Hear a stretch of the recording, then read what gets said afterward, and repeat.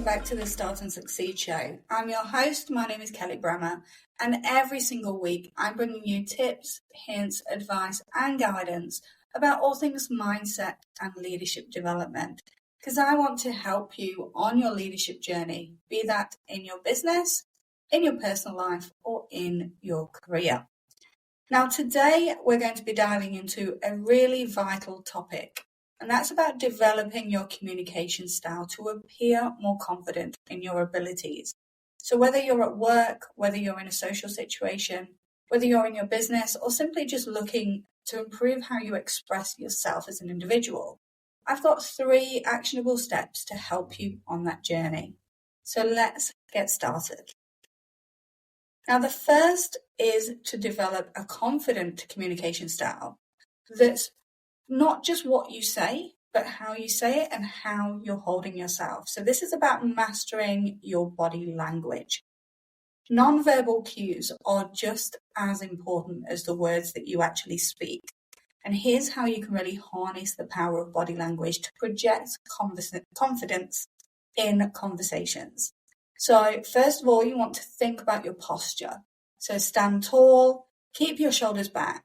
And by having that straight posture, it doesn't just make you look more confident, but it helps you to feel more self-assured as well. You'll feel better by standing up straight, holding your shoulders back, and then communicating. Next is to think about your eye contact. Now, we don't want you to stare at somebody like you're a stalker, obviously, but by maintaining eye contact, it shows that you're engaged with another person and it helps to build trust. So it can be quite intimidating at first, but practice really does make perfect. So first of all, start off by holding eye contact just for a few seconds, longer than you normally would, and then gradually increase the duration. Again, you don't want to come across stalkerish by just staring at somebody, but maintaining eye contact is really good for helping to build that trust and show that you're engaged in that conversation with the other person. And then thirdly is to think about gestures. So hand gestures especially are great to emphasize your points. So avoid crossing your arms. This can be quite defensive. Some people might even find that crossing your legs is quite defensive. So try and be open and use expressive gestures to signal confidence and openness in the conversation. And that can really help you, again, not just use the right words, but how you're projecting yourself onto another person, be that in person, face to face, or it might be on video or even through audio like I am right now. So the second step is to enhance your vocal delivery. So how you say something can be more impactful than what you actually say. And we all know that there's certain terms, certain phrases that if you said them in different ways with different tones, they can mean very different things. So this is really important. And here are a few tips to help you improve that vocal presence. So first of all, think about the pace of conversation. Speak at a moderate pace. Can't talk today. Speak at a moderate pace. Speaking too quickly can make you seem nervous, while speaking too slowly might mean that you lose the other person's engagement and interest in this conversation. So find a balance that really allows you to articulate your thoughts clearly at a pace that feels comfortable for you, that isn't feeling rushed, that isn't too slow as though you don't really know what you're talking about. The next is to think about volume.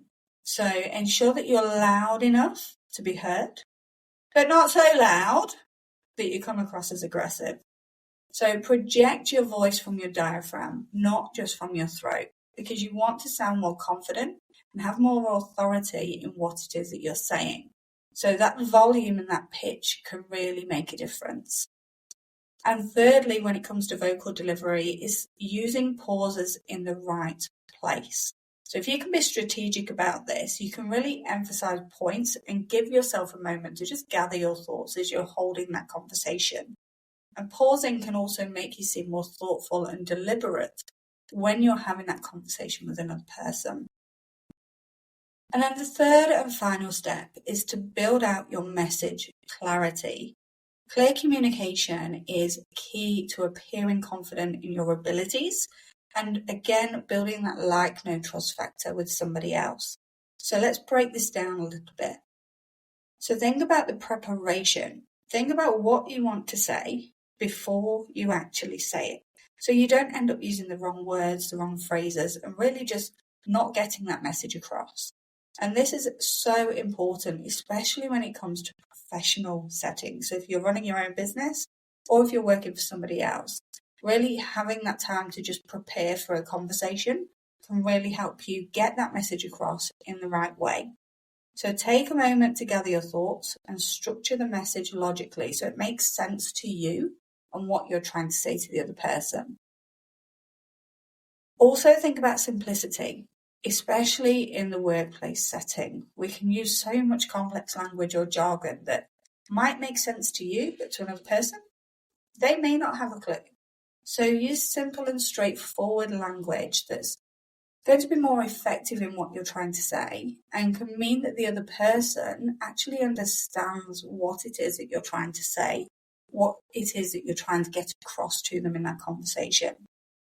And then lastly, when you're thinking about your message clarity, think about you may have been in a conversation that you thought went really well, but did the other person think that? So get feedback from people. Seek feedback from trusted friends or from colleagues or peers about how you can improve your clarity in those conversations. Now, it can be quite daunting. I said this in the last episode that I recorded. Constructive criticism can be so daunting, and you can be afraid of hearing it because you don't want to hear about the things that you're not very good at. That's just our human nature. But constructive criticism is invaluable in honing your communication style and also just as an individual, knowing the things that other people perceive of you so that you can determine if that's how you want to be perceived or if there are things that you want to tweak or adjust in how you communicate and how you hold yourself. So to recap, developing a confident communication style involves mastering your body language, enhancing your vocal delivery, and then building out your message clarity. And if you work in these three areas, not only are you going to appear more confident, but again, you're going to feel more self-assured in your abilities. You are going to have that self-confidence that you know what you're talking about. You know what you're trying to say, and you're saying it in the right way to get that message across and get the outcome that you want.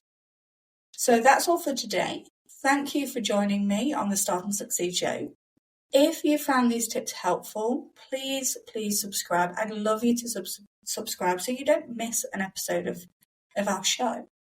And leave a review, because again, it's really great to hear from you what you think about the shows. And if there's anything that you feel I haven't yet covered, and we have so much in the pipeline, trust me.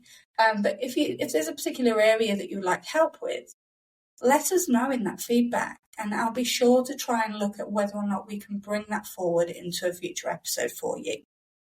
Now remember, before you go, confidence, it's a skill. It's going to help if you practice it, if you're persistent, if you're consistent. So get out there, have those conversations, but use these tips to help you have the conversations in the right way, to get across what you're trying to say in the right way and get the outcome that you want. So practice, practice, practice. That's all for today. My name's Kelly Brammer. As I said at the beginning of this episode, I hope you have a fabulous day and I look forward to speaking to you again soon.